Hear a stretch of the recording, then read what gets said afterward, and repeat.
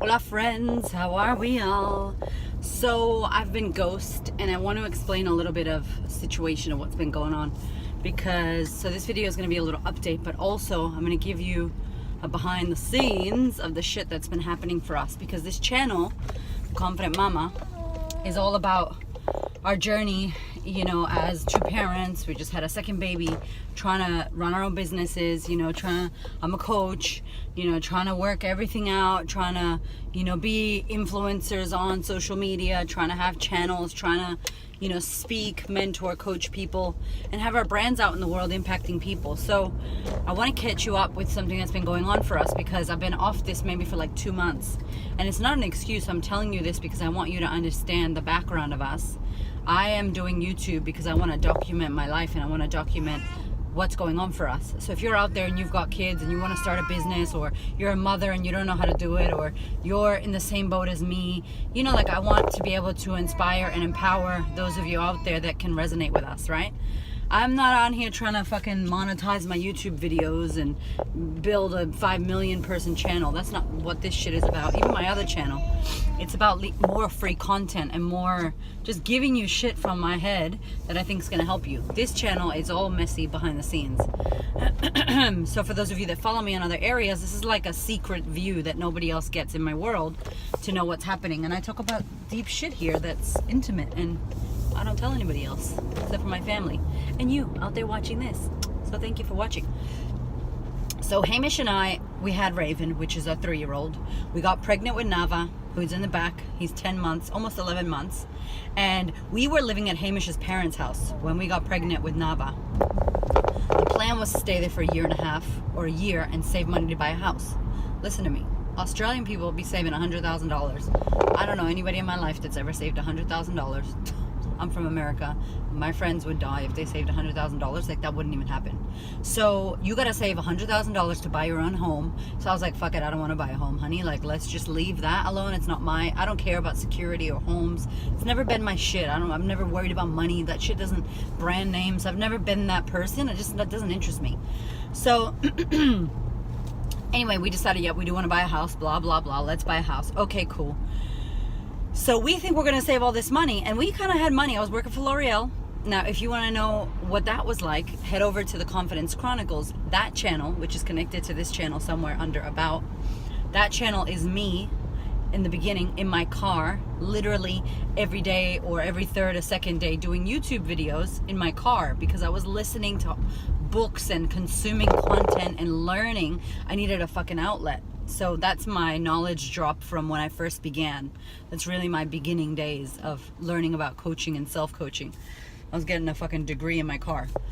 Excuse me. So I was pregnant and I was driving around Melbourne, you know, Australia, selling shampoo and conditioner. I was working for L'Oreal, slanging shampoo. And so I would literally listen to like 60 million audiobooks and listen to podcasts and listen and just fill my mind up with knowledge. Barely did I listen to music, and I never really talked on the phone too much unless I was speaking to a client.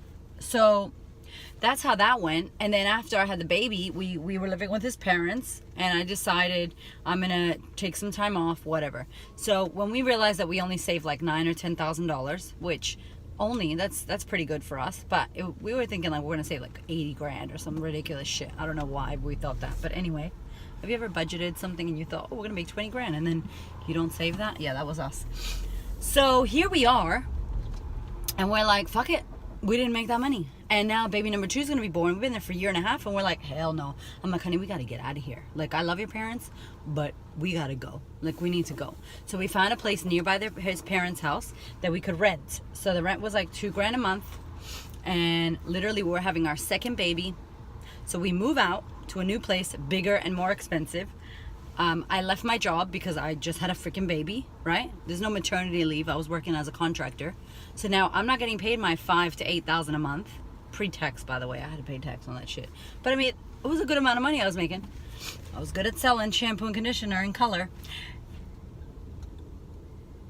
Anyway, I'm not even about to judge what that person was doing. But I was about to judge. Did you see that? I won't do that. I'm gonna look over there because that's not my business. And I gotta get fuel. Anyway, so here I am. We're about to I left my job. I have no job, like not working. My husband's got his gym. We're gonna have a second baby, moved out to our own place, and then we bought this fancy ass car. We did something dumb. Listen, if you're out there and you're thinking about buying a car, do not buy a car that is new, that hasn't come into the country, and there's no car of it. Like, that's dumb. Buy like a demo car, buy a little bit used. You probably already know this. We're the only idiots in the world that do shit like this. But we were so tight before, so we're like, at least let's buy a nice car. Let's do that. Oh, he just fell asleep. Perfect. Yeah. I'm gonna keep talking to you.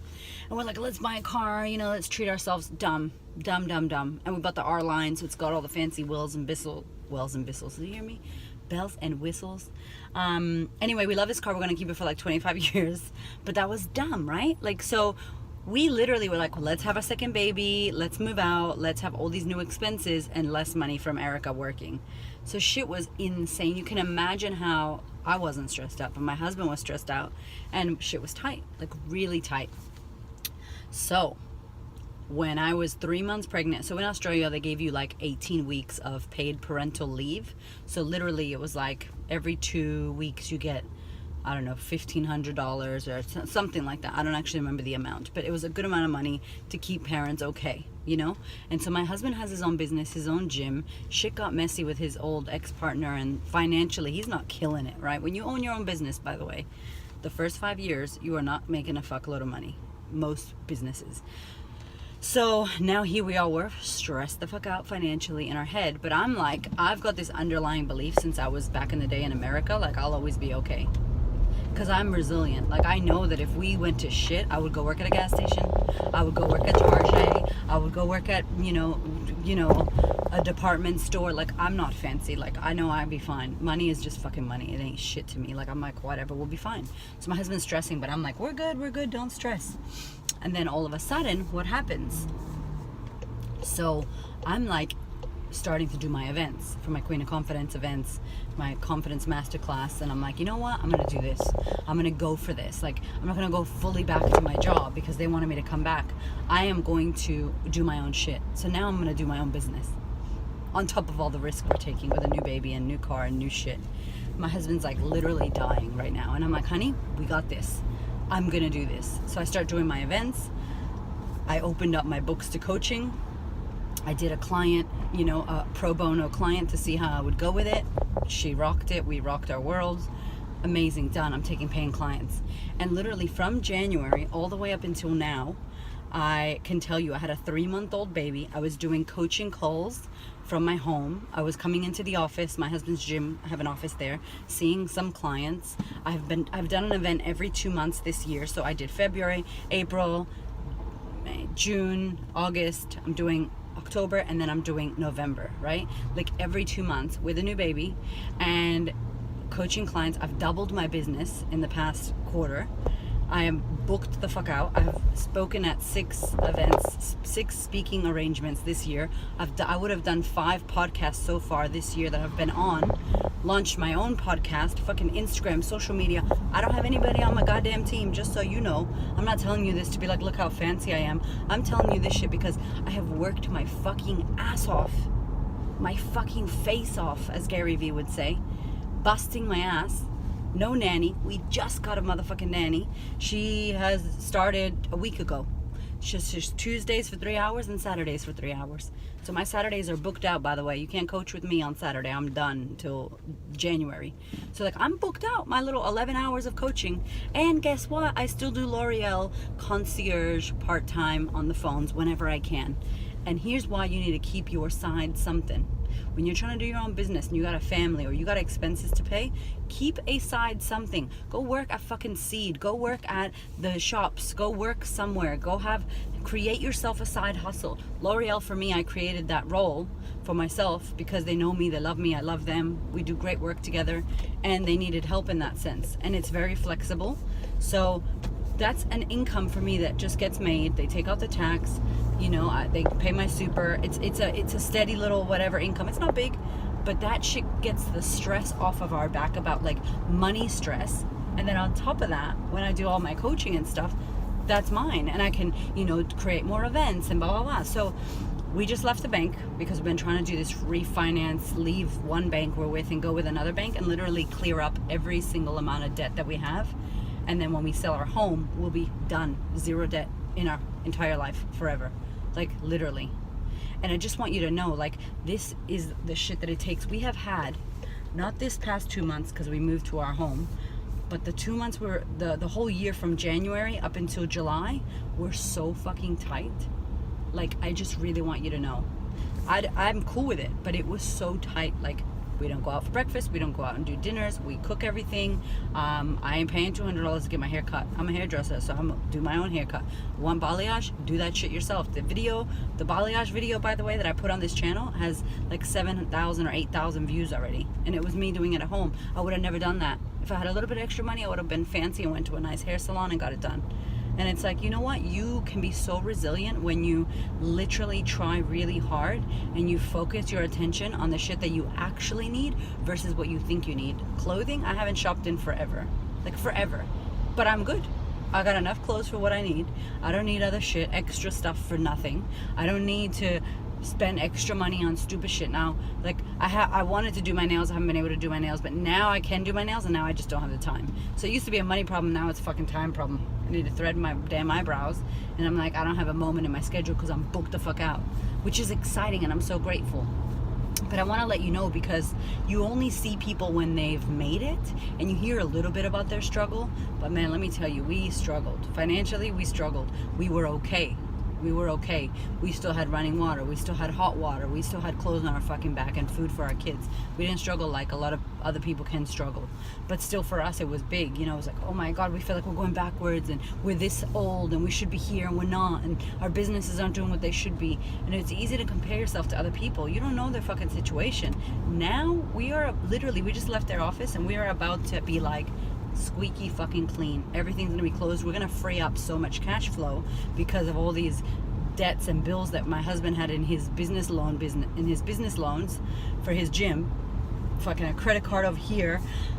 It's just like, it's crazy. So now that we know better, we've read, you know, Barefoot Investor, we've read Profit First, we are making more conscious decisions in regards to money and financials. Like, holy shit, we're new people.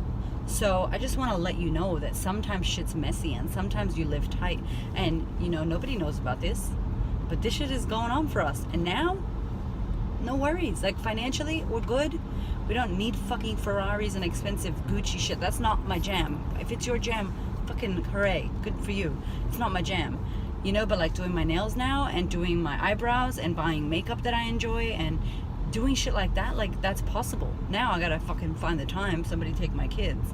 But like, it's so amazing when you embrace the void and embrace the mess and embrace the unraveling and all the crazy shit that's going on, because it's all lessons and it's all shit you can get through. And you're not gonna be going through tough shit if you can't fucking do it. There's no way that it would come to you and be that hard if you weren't designed to be strong enough to be able to make it through it.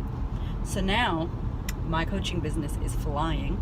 I'm fucking speaking. I'm getting paid to speak at every event bar one event. And I said I would speak for free if I have to. I don't care. Like, I just want to talk about this shit anyway.